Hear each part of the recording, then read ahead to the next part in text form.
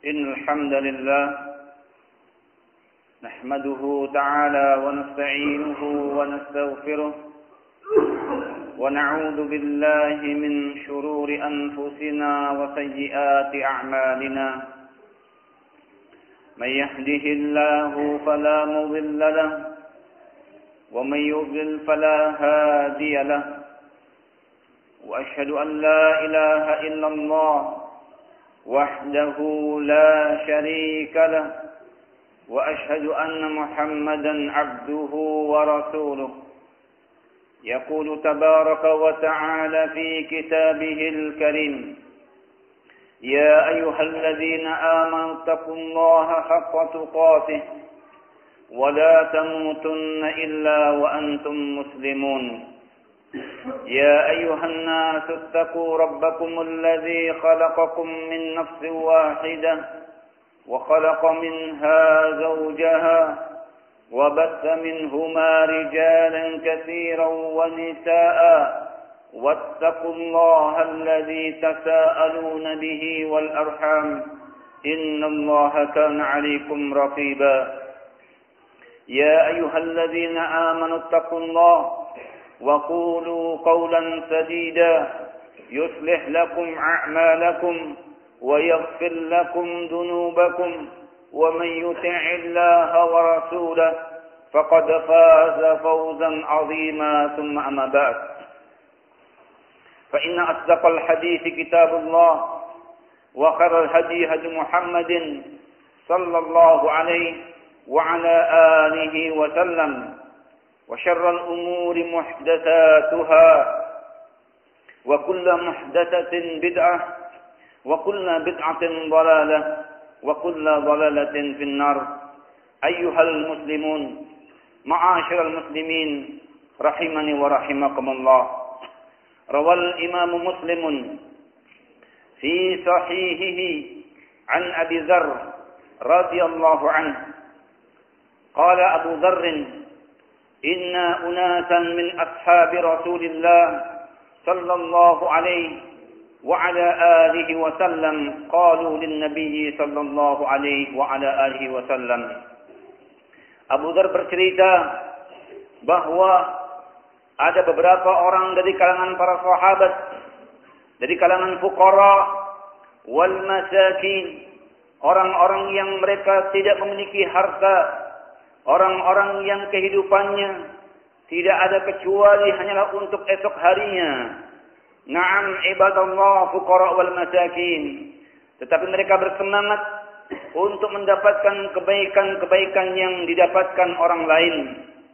Bukan karena kedengkian, bukan karena sifat hasad, tetapi dalam rangka untuk berlomba-lomba pada kebaikan yang mudah-mudahan dengan itu mereka mendapatkan arahan dan petunjuk dari Rasulullah sallallahu alaihi wa ala alihi wasallam. Bukan kemudian mereka mencari, berusaha untuk kemudian memindahkan bagaimana kemuliaan yang ada pada saudaranya pindah kepadanya dengan berbagai macam cara kedengkian. Na'am ibadallah, ada orang-orang fuqara dari kalangan para sahabat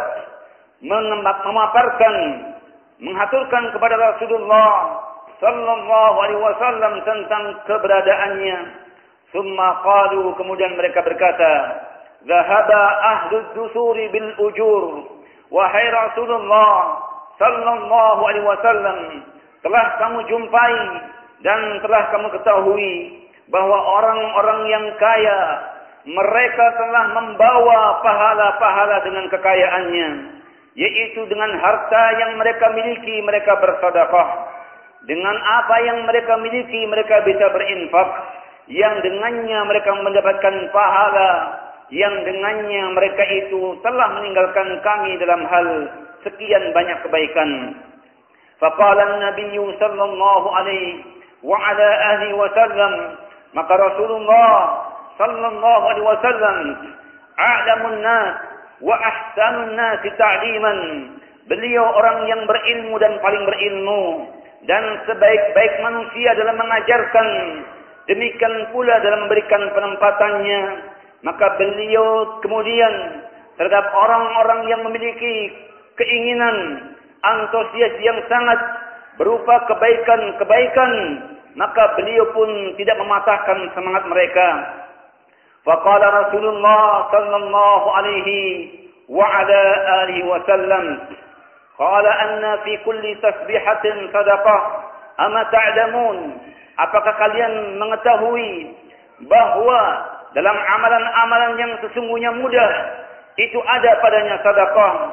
Qala fi kulli tasbihatin sadaqah, sesungguhnya seorang yang dia itu bertasbih, yaitu mengucapkan subhanallah, dan itu bisa dia lakukan dalam kondisi sehari tidak terputus, berbeda dengan orang-orang kaya dalam mengamalkan hartanya, dalam mensedekahkan hartanya.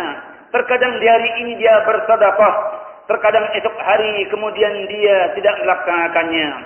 Di tahun ini kemudian seorang dalam kondisi memiliki kelonggaran pada setiap harta yang dia miliki, kemudian seorang berlomba-lomba dalam mensedekahkannya.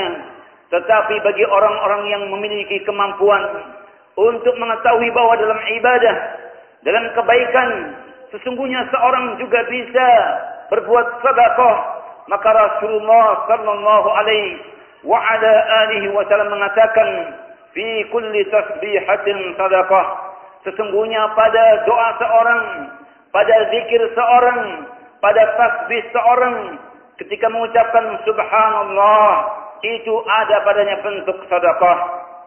Wa fi kulli tahmidatin sadaqah, dan pada ucapan seorang alhamdulillah juga ada padanya nilai sedekah. Wa fi kulli takbiratin sadaqah, dan pada ucapan seorang bertakbir Allahu Akbar, sesungguhnya juga ada nilai sedekah. Wa fi kulli tahlilatin sadaqah, dan sesungguhnya pada perbuatan seorang ketika berzikir, ketika mengingat Allah Jalla wa Ala, dan dia mengucapkan la ilaha illallah, juga ada nilai sedekah. Wa amrun bil ma'rufi sadaqatun, demikian pula orang-orang yang ada kepedulian mengetahui satu perbuatan baik, dan dia telah mengetahuinya dengan ilmu bahwa perkara itu bukan perkara sebuah keraguan, tetapi ilmu yang Allah Jalla wa Ala ajarkan, Allah perintahkan untuk seorang berbuat kebaikan. Amrun bil ma'rufi, mengajak seorang pada kebaikan, sedekah. Maka para ulama menyebutkan bahwa dalam perihal mengajak orang lain berbuat kebaikan akan memiliki nilai sedekah. Ada dua hal yang pantas bagi seorang untuk memahaminya. Yang pertama, mengilmui, mengetahui, memahami, dan memastikan bahwa apa yang akan dia perintahkan, apa yang dia akan ajarkan, perkara yang diperintahkan Allah Jalla wa Ala, dan perkara yang ma'ruf, perkara kebaikan, dan bukan sebaliknya. Kemudian yang kedua juga harus mengetahui kepada siapakah dia akan mengajarkannya, dan harus mengetahui orang yang diajarkannya. Apakah ketika menjumpai seorang yang akan dia sampaikan kebaikan tadi, betul-betul bahwa orang tadi dalam kondisi dia meninggalkan, atau orang tadi dalam kondisi tidak mengetahuinya. Jangan sampai karena sebuah udzur, seorang dalam kondisi dia tidak melaksanakan sesuatu, kemudian kita berkali-kali menyampaikan kepadanya, bahkan seorang menyimpulkan, saya akan menghentikan mengajak kebaikan kepada si fulan wa allan, mengajak kebaikan kepada si fulan dan si fulan, karena berkali-kali saya ajak, ternyata dia tidak mendengarkan, dan ternyata dia tidak menanggapinya. Bukan demikian ayuhal muslimun. Rasulullah sallallahu alaihi wasallam ketika menjumpai ada seorang ketika salatul Jum'ah, kemudian dalam kondisi ditanyakan apakah dia sudah salat ataukah belum, menunjukkan bahwa Rasulullah sallallahu alaihi wasallam bukan tipe seorang yang kemudian menilai dengan tiba-tiba bahwa seorang ketika dia tidak mengerjakan satu kebaikan disimpulkan bahwa dia orang yang tidak mengetahui, disimpulkan bahwa dia orang yang perlu diajak kebaikan. Tapi beliau menanyakan, sudahkah engkau mengerjakan salat? Sudahkah engkau melaksanakannya? Ternyata melalui soal, ternyata melalui sebuah prasangka, ternyata melalui ihtimal, adanya kemungkinan seorang memungkinkan kepada saudaranya kebaikan, berprasangka baik kepada saudaranya. Bisa saja dia mengatakan demikian atau menyangka demikian, adanya ihtimalat, adanya kemungkinan-kemungkinan si fulan kenapa tidak mengerjakan, sementara dalam kesehariannya dia telah mendapatkan pengajaran-pengajaran yang baik.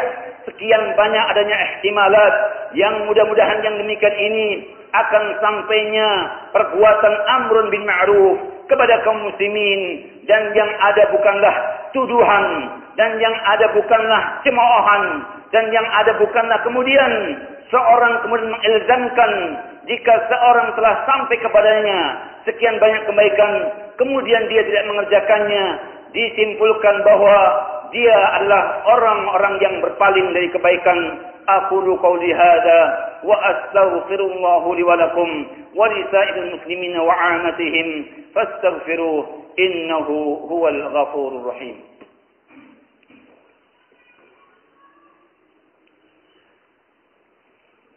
Alhamdulillah hamdan katsiran tayyiban mubarakan fihi kama yuhibbu rabbuna wa yarda, wa ashhadu an la ilaha illallah wahdahu la syarika lah, wa ashhadu anna Muhammadan abduhu wa rasuluh sallallahu alaihi wa ala alihi wa sallama tasliman katsira, amma ba'd.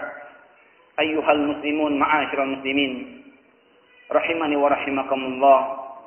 Kemudian juga Rasulullah sallallahu alaihi wasallam menyebutkan wan nahyun 'anil munkari sadaqatun. Demikian pula kepedulian seorang mencegah perkara-perkara kemungkaran juga sedekah. Tentunya perkara ini juga akan bernilai sedekah, sama dengan pembahasan dalam perkara al-amru bil ma'ruf. Seorang dalam melaksanakan mencegah perbuatan melarang saudaranya dari perkara buruk, tentunya dua hal yang juga harus dia pahami. Pertama, ilmu, mengetahui dengan pasti apakah yang dilihat, apakah yang disaksikannya, apakah yang dikerjakan saudaranya betul-betul perkara yang mungkar, yang dengannya diperintahkan seorang untuk mengingkarinya. Betulkah itu kemungkaran, ataukah sebatas ilmunya dia mengetahui itu mungkar, yang kemudian dia beranjak, terdorong, adanya motivasi kemudian mengingkari saudaranya. Kemudian yang kedua, apakah betul-betul saudaranya ketika melakukan perbuatan mungkar tadi dalam kondisi dipastikan bahwa kemungkaran yang dia jalankan dalam kondisi seorang yaitu betul-betul di atas ilmunya, atas pengetahuannya, ataukah dalam kondisi seorang ghaflah, ataukah dalam kondisi seorang belum mengetahui. Lihatlah bagaimana muamalah perbuatan, demikian pula hubungan seorang yang berilmu dengan orang-orang yang jahil, dengan orang-orang yang belum mengetahui. Apakah kemudian kita menyamaratakan kepada orang-orang yang belum tahu kepada hal bahwa itu kemungkaran, kemudian dia jatuh kepadanya, dan cara bagaimana kita mengingkarinya. Demikian pula bagaimana kepada orang-orang yang telah tahu itu sebuah kemungkaran dan bagaimana kita mensikapinya. Demikian pula orang-orang yang telah mengetahui sebuah kemungkaran, kemudian dia jatuh padanya, dan di sana ada berbagai macam sebab kenapa dia mengerjakannya. Naam ibadallah, bahwa perkara seseorang al-amru bil ma'ruf itu sedekah, demikian pula nahyun an munkarin sedekah. Seorang ada kepedulian mengajak saudaranya dalam hal-hal yang baik, manakala ada saudaranya muqassirun, ada pada saudaranya perbuatan-perbuatan yang dimana telah dia ketahui tetapi ada kelemahan, tetapi ada perihal-perihal kenapa saudaranya dalam kondisi tidak ada antusias, tidak ada kekuatan, tidak ada semangat untuk berbuat baik, maka hendaknya seorang peduli untuk mengajak kepada saudaranya. Karena perihal orang mengajak kebaikan bukan kemudian mengentaskan, bukan kemudian memindah orang yang tidak tahu kepada orang yang tahu, tetapi juga termasuk amrun bil ma'ruf. Mengajak kebaikan ialah seorang yang menjumpai saudaranya dalam kondisi telah sampai kepadanya ilmu, dalam kondisi telah sampai kepadanya pengetahuan atas satu perbuatan, yang diperintahkan Allah Jalla wa'ala. Kemudian dalam kondisi ada hal-hal yang menyebabkan seorang kemudian dalam kondisi lemah semangatnya, dalam kondisi ia tidak giat mengamalkannya, maka dalam hal ini termasuk digolongkan kepada amrun bil ma'rufi. Seorang telah menegakkan, mengajak saudaranya kepada kebaikan. Demikian pula dalam hal mungkar. Janganlah kemudian seorang menyimpulkan orang-orang yang jatuh pada kemungkaran, ia kerjakan di atas ilmunya. Bahkan keumuman yang terjadi pada kita, kemungkaran yang kita jatuh padanya, keumuman disebabkan karena tidak adanya ilmu padanya. Ayyuhal muslimun, ma'asyul muslimin, innallaha ar-rafiq yuhibbur rifqa. Sesungguhnya Allah Jalla wa'ala, zat yang sangat lembut. Allah Jalla wa'ala, zat yang sangat penyayang. Dan sesungguhnya sifat kelembutan itu dicintai oleh Allah Subhanahu wa ta'ala. Maka dalam hal ini bukanlah bermakna seseorang kemudian dalam segala hal beranjak berdasar kepada apa yang dicanangkan oleh Al-Imam Al-Bukhari, babu al-ilmu qabla al-qaul wal amal. Pentingnya seorang mendapatkan ilmu sebelum berucap dan sebelum beramal. Tetapi jika seorang telah mengilmui sesuatu, maka hendaknya seorang berlomba-lomba sebagaimana berlomba-lombanya para sahabat ketika mereka mendapati orang-orang kaya dengan kekayaannya mereka telah melampaui, telah mendahului, telah meninggalkan mereka dalam sekian banyak kebaikan. Maka kemudian mereka dengan ilmu yang telah sampai, yang mereka dapatkan dari Rasulullah sallallahu alaihi wa ala alihi wasallam, mereka pun menerapkannya. Maka banyak para ulama menyebutkan al-ilmu atau al-amalu bima alim. Seorang hendaknya mengamalkan atas ilmu yang telah dia dapati. Kama qala Abu Dawud, sebagaimana apa yang diucapkan Abu Dawud dalam sahihnya dari hadis Thauban maula Rasulullah sallallahu alaihi wa ala alihi wasallam, qala Rasulullah sallallahu alaihi wa alihi wasallam. Thauban maula Rasulullah sallallahu alaihi wasallam meriwayatkan sebuah hadis dari Rasulullah sallallahu alaihi wasallam, man takaffala li, barang siapa yang memberikan jaminan untukku, alla yas'alan nasa syai'a, untuk kemudian tidak meminta-minta kepada siapapun, atakaffalu lahul jannah, akan aku berikan jaminan untuknya jannah. Faqala Thauban faqala ana ya Rasulullah. Kemudian Thauban mengatakan, saya ya Rasulullah, aku tidak akan meminta-minta kepada siapapun. Faqala Thauban qala fakana la yas'al 'anil nasi syai'a. Kemudian Thauban dalam hidupnya tidak pernah meminta kepada siapapun. Bahkan para sahabat diriwayatkan, Ka'ab Bakar dan yang lainnya, seorang dalam kondisi menunggangi ontanya, cambuk dalam kondisi jatuh, tidak pernah mereka minta tolong kepada yang lainnya. Ayyuhal muslimun, ma'asyiral muslimin, begitulah sesungguhnya para sahabat ridwanullah alim ajma'in, perilaku yang ada pada mereka sesungguhnya sangat besar dorongannya ialah dari hati mereka. Kebagusan mereka ialah ditinjau daripada hati mereka.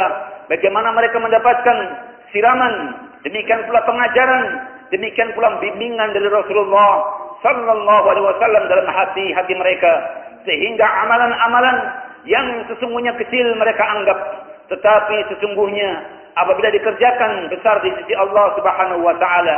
Demikian pula amalan-amalan yang seolah-olah remeh dosanya, seolah-olah ringan dosanya di mata kita, sesungguhnya anggapan mereka ialah anggapan yang besar. Sampai Anas bin Malik menganggap bahwa dulu kami ada amalan-amalan yang sekarang orang menganggap tidak mengapa, tapi kami membayangkan, kami menggambarkan bahwa amal itu taubahnya seperti Jabal Uhud, taubahnya seperti Gunung Uhud yang akan menimpa kepada kami jika kami melanggarnya, dan akibat yang akan kami terima.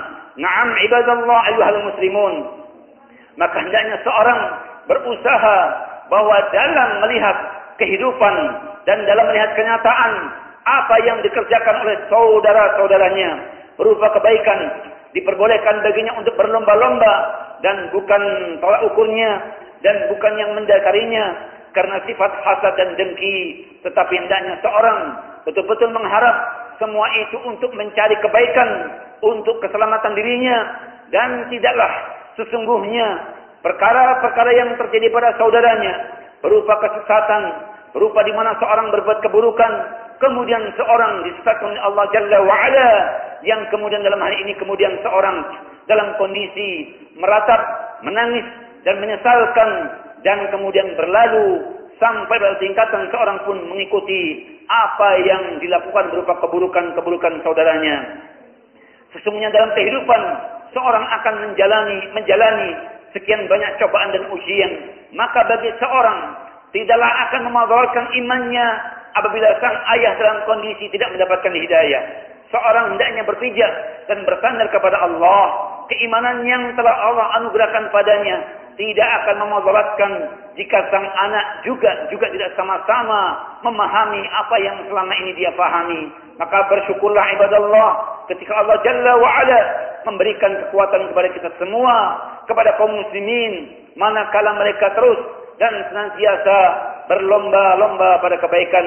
Subhanakallahumma wa bihamdika asyhadu an la ilaha illa anta astaghfiruka wa atubu ilaik. Wa sallallahu ala nabiyyina Muhammad wa ala alihi wa sahbihi wa sallam. Walhamdulillahi rabbil alamin. Aqimus salat.